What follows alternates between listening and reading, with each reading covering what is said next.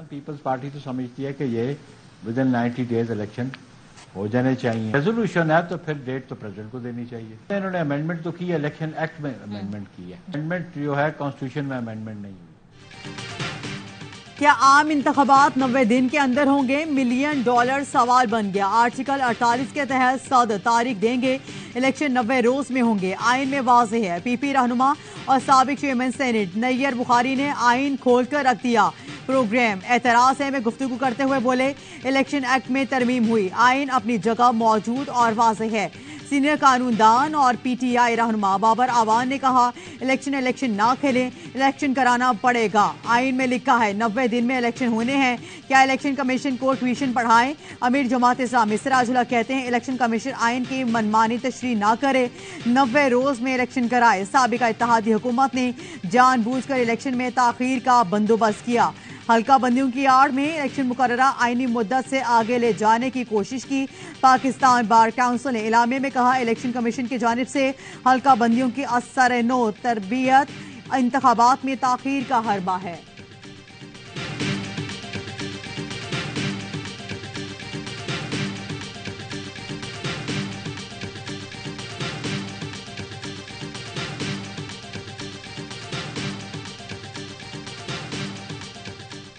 पहले तो असद महमूद साहब का काम नहीं था उसमें, वो तो मेंबर नहीं थे, मवासलात के वजीर थे ना, तो उनका सीसीआई में क्या काम था? कोई अगर आपको फेलो मिनिस्टर अगर कह देता है तो आप उसके साथ चल भी पड़ते हैं, अगर आपकी अच्छी अंडरस्टैंडिंग है। सीसीआई इजलास में शहबाज हुकूमत की चलाकियां, जेएसयूआई रहनुमा कामरान मुर्तजा ने पर्दा उठा दिया। प्रोग्राम एतराज में गुफ्तगू करते हुए कहा, हुकूमत की जानिब से कहा गया, इजलास में जेएसयूआई की नुमाइंदगी असद महमूद ने की। असद महमूद ने इजलास में मुखालिफत की, लेकिन उनकी मिनट्स नोट्स नहीं हुए। असद महमूद सीसीआई मेंबर नहीं थे, इसलिए मिनट्स में शामिल नहीं किए गए। पीपी के फैसल करीम कुंडी ने कहा, मुश्तरका मफादात काउंसिल में 2 निगरान वज़ीर आला ने शिरकत की, जो अवामी नुमाइंदे नहीं। निगरान वज़ीर आला सीसीआई इजलास में पॉलिसी नहीं दे सकते थे। पीटीआई के सदाकत अब्बासी कहते हैं, सीसीआई के फैसले को पीटीआई अदालत में चैलेंज करेगी। इजलास में निगरान वज़ीर आला की शिरकत गैर कानूनी थी।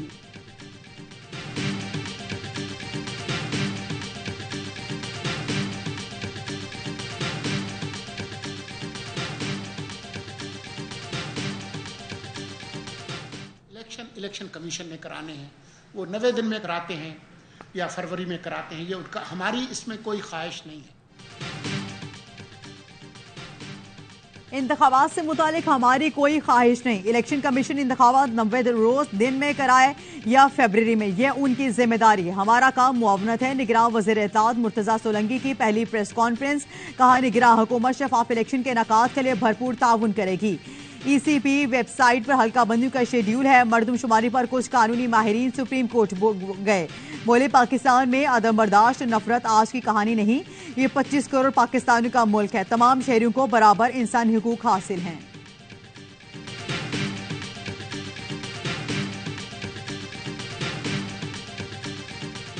निगरान हुकूमत की पहली बैठक, पहला चैलेंज। सानिया जड़ावाला, निगरान वज़ीर आज़म अनवारुल हक काकड़ ने 2 टोक ऐलान किया, अक़लियतों को नुकसान पहुंचाने वालों से सख्ती से निपटेंगे, किसी को डरने की जरूरत नहीं, यकतरफा हिमायत नहीं की जाएगी। विफाकी काबीना के इजलास से खिताब में कहा, मुआशरे में मजहबी इंतहा पसंदी की कोई गुंजाइश नहीं, अक़लियतों का हर सूरत तहफ़्फ़ुज़ किया जाएगा। इंतशार हो तो किसी किस्म का हुकूमती निज़ाम नहीं चल सकता। जड़ावाला में नुकसान की इब्तदाई रिपोर्ट आ गई। तौहीन मजहब की मुबैना वाक़े के बाद 19 गिरजाघर और 86 घरों को जलाया गया। सबसे ज्यादा नुकसान ईसा नगरी और चमड़ा मंडी में हुआ। हमला कैंप फारूक पार्क, मेहरांवाला, शेरांवाला, कमवाला और चक 240 में भी तोड़ फोड़ की गई।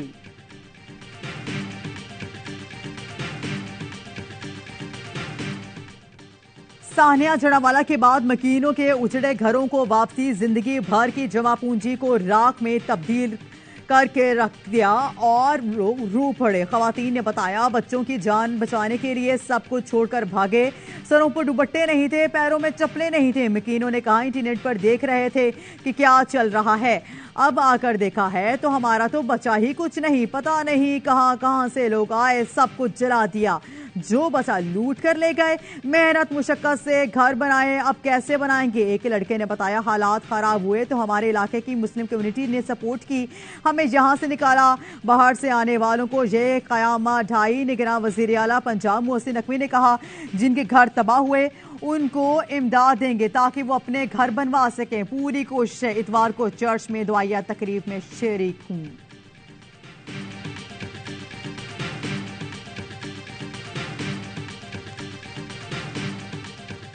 मर्दान अली मर्दान ढोमकी ने निगरान वज़ीर आला बलूचिस्तान का हल्फ उठा लिया। गवर्नर बलूचिस्तान ने हल्फ लिया। हल्फ उठाने से पहले अली मर्दान ढोमकी ने निगरान वज़ीर आज़म से मुलाकात की। अनवरुल हक काकड़ की अली मर्दान ढोमकी को वज़ीर आला बनने पर मुबारकबाद, नए ख्वाहिशात का इजहार किया। AY न्यूज़ को प्रोग्राम द रिपोर्टर्स ने 15 अगस्त को ही बता दिया था कि अली मर्दान निगरान वज़ीर आला बलूचिस्तान होंगे। इलेक्शन कराना, उसके तारीख का तयन इलेक्शन कमीशन का काम है।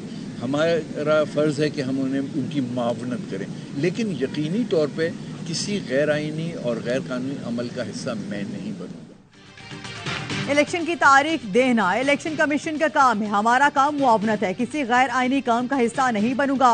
निगरान वज़ीर आला सिंध मकबूल बाकिर की मीडिया से गुफ्तगू, बोले, सिंध के निगरान काबीना का इजलास ऐलान किया जाएगा। कोशिश है कि काबीना में कम से कम लोग हों। निगरान वज़ीर आला सिंध ने काबीना अरकान के लिए मुशावरत मुकम्मल कर ली। ज़रा ने बताया, ब्रिगेडियर रिटायर्ड हारिस नवाज, मुबीन जमाली, डॉक्टर जुनेद अली शाह काबीना का हिस्सा होंगे। डॉक्टर सईद नियाज, साद नियाज, यूनुस ढागा, खुदाबख्श मरी, डॉक्टर राना हुसैन, उमर सुमरो, अरशद वली मोहम्मद और ईश्वर लाल काका काबीना में शामिल होने का इम्कान है। काबीना आज गवर्नर हाउस सिंध में हल्फ उठाएगी। खैबर पख्तूनख्वा की निगरान काबीना के लिए 11 नामों की मंजूरी दे दी गई।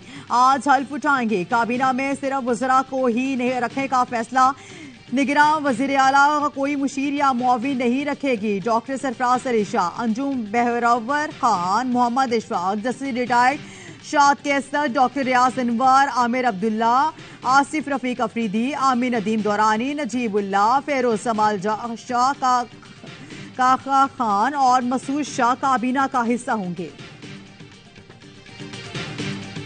सियालकोट में मेरा घर फैक्ट्री कारोबार मुकम्मल सील कर दिया गया। मेरी वालिदा का और अहले खाना को घर से निकाल दिया गया। पर्दादार खवातीन और बच्चों को घर से निकालकर सड़क पर छोड़ दिया गया। PTI रहनुमा उस्मान डार की दुहाई, ट्वीट किया, हर सतह पर कानून का सामना करने और अदालतों के सामने पेश होने को तैयार हूं। क्या गारंटी है मेरे साथ कानून के मुताबिक सलूक होगा? पंजाब पुलिस का कहना है, उस्मान डार के घर, सेक्रेटेरिएट, फैक्ट्री और तमाम कारोबार को अदालती हुक्म पर सील कर दिया गया।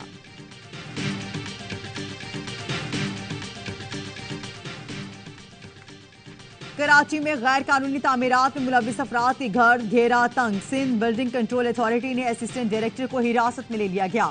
सरफराज जमाली की गाड़ी से 22 करोड़ रुपए बरामद। जराये के कहना है, रकम बासर अफराद के सिस्टम चलाने वालों को मुंतकिल की जा रही थी। मुलजिम सरफराज जमाली हफ्ते की रिकवरी वसूल करके जा रहा था। हिरासत के बाद नामालूम मकाम पर मुंतकिल।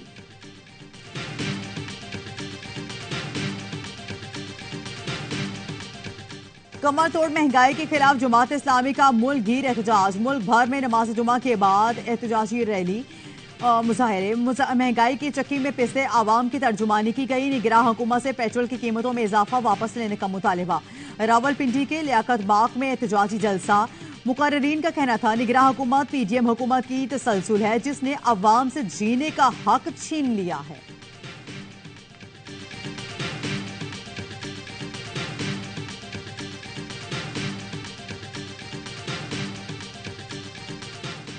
बिल दे सकते हैं ना पेट्रोल खरीद सकते हैं। हुकूमत से हम दरख्वास्त ये करेंगे कि इसको फौरन जो है इसके मसले को हल करें, वरना ये एहतजाज पूरे पाकिस्तान तक जाएगा। और ये भी कर सकते हैं कि पूरे पाकिस्तान में हम मार्केटें बंद कर दें। कराची बोल्टन मार्केट पर ताजी तंजीमों का रोजगार बचाओ तहरीक के नाम से एहतजाज। ताजी रहनुमाओं ने कहा, हालिया महंगाई से फाकाकुशी पर मजबूर हैं, बेरोजगारी भी बढ़ रही है कि इलेक्ट्रिक ने बिल्स में 200% इजाफा कर दिया। हमारे मुतालिबात पूरे नहीं हुए तो मुल्क घेर हड़ताल करेंगे।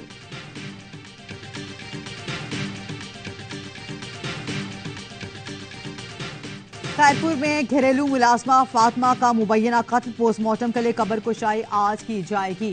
तफ्तीशी टीम ने फातिमा के घर का दौरा किया और मौत के वक्त पहने कपड़े तहवील में ले लिए। पुलिस के मुताबिक अहले खाने ने फातिमा के कपड़े घर के अहाते में दफन किए थे। अहले खाना को लाश गायब होने का खदशा, कब्र पर आर्जी पुलिस चौकी कायम कर दी गई। फातिमा के अहले खाना का SSP ऑफिस खैरपुर के बाहर एहतजाज, सिविल सोसाइटी के अरकान भी शामिल। फातिमा की वालिदा ने कहा, बेटी का खून रायगा नहीं जाने देंगे। पीर असद शाह और उनकी अहलिया को किसी तौर नहीं छोड़ेंगे।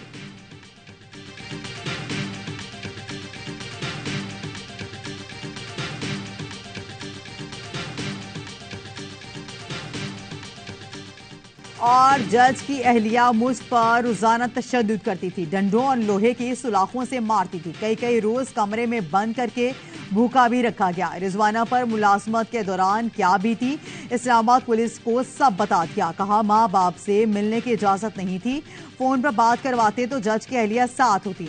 जख्मों और तशद्दुद से मुतालिक बताने नहीं दिया जाता, धमकियां दी जाती। जख्मों की मरहम पट्टी भी नहीं कराते थे। रिजवाना लाहौर के जनरल हॉस्पिटल में ज़ेर इलाज, डॉक्टर के मुताबिक तबीयत पहले से बेहतर है।